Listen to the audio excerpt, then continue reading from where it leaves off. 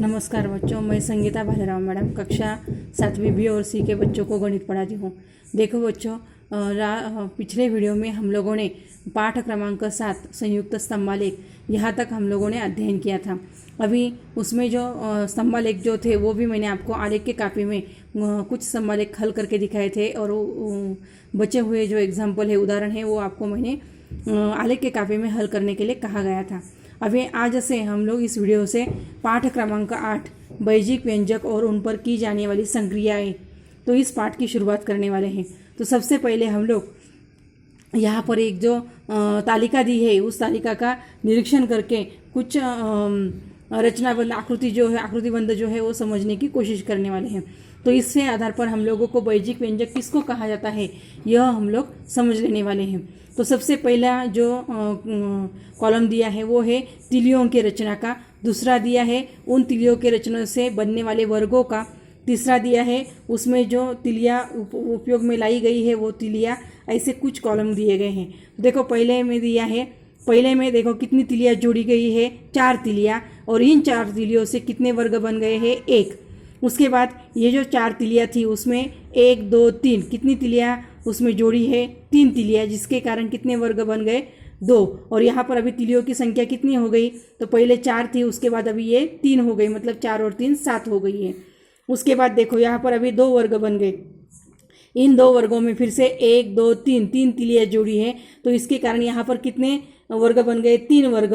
और यहाँ पर तिलियों की संख्या देखो पहले 7 थी, उसके बाद ये 3 तिलियाँ जुड़ी, यानी कितनी हो गई, 10 हो गई। ऐसा ही अगर हम लोग करते गए, अभी ये जो 3 वर्ग है इसमें अभी और 3 तिलियाँ जोड़ी, तो कितने हो गए, 10 और 3 13, और उसके कारण बन के जाएंगे 4 वर्ग बन जाएंगे। इस तरह से हम लोग ऐसे ही 3 तिलियाँ वर्गों में अगर हम लोग जोड़ते गए तो क्या हो जाएगा कि वर्गों की संख्या जो है बढ़ती जाएगी, और कितने वर्ग बन जाएंगे वो भी समझ में आएगा।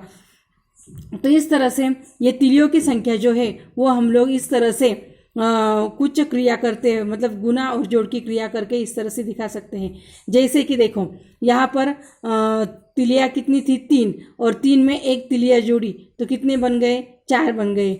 उसके बाद देखो, उसके बाद यहाँ पर कितनी है तिलियों की संख्या, यहाँ पर 6 है, उसमें 1 जोड़ा, तो कितने हो गए, 7 तिलियों की संख्या हो गई। उसके बाद देखो 10 तिलियाँ थी उसमें, 9 तिलियाँ थी उसमें और 1 जोड़ा, तो कितनी तिलियाँ बन गई, 10 तिलियाँ बन गई।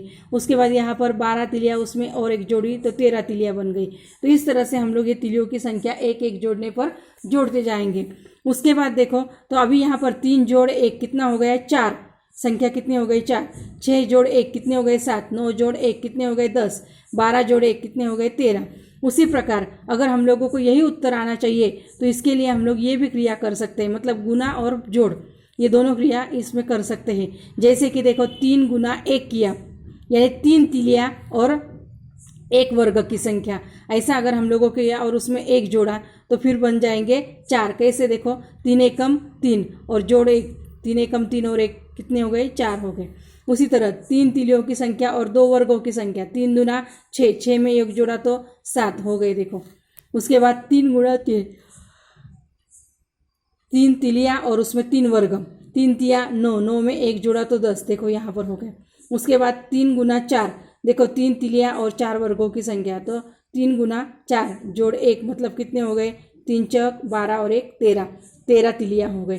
तो इससे हमें इस तालिका का निरीक्षण करके हमें यही पता चलता है कि तिलियों की संख्या अगर हमें ज्ञात करनी है तो उसके लिए 3 गुना वर्गों की संख्या और उसमें अगर 1 जोड़ा तो हम लोग ये तिलियों की संख्या ज्ञात करते हैं। देखो यहाँ पर वर्गों की संख्या बार बार बदलती है, जैसे कि पहले 1 वर्ग था, उसके बाद 2 3 4 5 10, इस तरह से वर्गों की संख्या बदलती है। और जब वर्गों की संख्या हमें मालूम नहीं होती है तो उसके लिए हम लोग एन अक्षर का उपयोग करते हैं, और एन अक्षर का उपयोग जो है वर्गों की संख्या एन अक्षर के द्वारा दिखाई जाती है। तो इस तरह से देखो यहाँ पर एन जो है उसको चरांक कहा जाता है, मतलब एन जो है उसको चरांक, और इस चरांक का उपयोग करके 3 गुना एन जोड़ 1, यानी 3 गुना एन मतलब 3 एन जोड़ 1, इस तरह से बैजिक व्यंजक तैयार होता है। उसी तरह देखो यहाँ पर गेंदों की संख्या कितनी है, 3, तो इधर उत्तर आ गया 3 गेंदे। त्रिभुज कितने हैं, 3, इसलिए 3 त्रिभुज। टी कितने हैं, तो 3 टी है। उसके बाद यहाँ पर देखो 2 गेंदे और 3 बल्ले। तो ये देखो 2 गेंदे प्लस जोड़ 3 बल्ले। उसके बाद 2 आम जोड़ 3 अमरूद, यानी 2 आम जोड़ 3 अमरूद। देखो यहाँ पर समझ लो, हमें यहाँ पर 2 संख्या को अगर हम लोगों ने x माना और 3 संख्याओं को अगर हम लोगों ने y माना, तो फिर यहाँ पर देखो 2 गेंदे 2 आम, तो देखो x जोड़ x, यानी 2 गेंदे और 2 आम। और उसके बाद 3 बल्ले और 3 अमरूद, यानी x y जोड़ y जोड़ y। तो फिर यहाँ पर x कितने हो गए, 2 हो गए, इसलिए 2x जोड़ y कितने हो गए, 3y जोड़ 3y। तो इस तरह से ये व्यंजक जो है वो तैयार हो जाता है। तो इस तरह से देखो 3n जोड़ 1, 3t, 2x जोड़ 3y, 2 कोष्टक में l जोड़ b, ये सभी व्यंजक है। और इसमें जो अक्षर उपयोग में लाए गए हैं इनको चरांक कहा जाता है, और जो अंक उपयोग में लाए जाते हैं उनको गुणांक कहा जाता है। उसी तरह देखो यहाँ पर भी 3x, ये जो व्यंजक है इसमें 3 जो है यह x का गुणांक, मतलब ये 3 जो है उसको गुणांक कहा जाता है और x को चरांक कहा जाता है। अभी यहाँ पर ऋण 15t, इसमें भी ऋण 15 गुणांक है और t जो है वो चरांक है। देखो यहाँ पर ये जो तालिका है इसमें आपको समझ में आएगा। तो देखो यहाँ पर ये जो व्यंजक होते हैं तो उसमें पद कहा जाता है। देखो यहाँ पर 11mn ये पद है, इसमें 11 जो है वो गुणांक है और mn जो है वो चरांक है। उसके बाद ऋण 9x का वर्ग y का घन, तो इसमें ऋण 9 ये गुणांक है और x वर्ग y घन ये चरांक है, यानी xy चरांक है। 5/6 p, तो यहाँ पर 5/6 गुणांक है और p जो है वो चरांक है। ए में कोई गुणांक दिखता नहीं है, तो कोई गुणांक दिखता नहीं है, सिर्फ चरांक दिखता है, तो ऐसे समय में 1 जो है वो गुणांक माना जाता है और जो अक्षर रहेगा उसको चरांक माना जाता है। तो इस तरह से आज हम लोगों ने वैजिक व्यंजकों में गुणांक और चरांक किसको कहते हैं इसका अध्ययन किया है। और उसी तरह वैजिक व्यंजक किसको कहा जाता है कि जिसमें 2 पद होते हैं, तो इसको कहा जाता है। तो इस तरह से ये आज हम लोगों ने इसका थोड़ा सा अध्ययन किया है।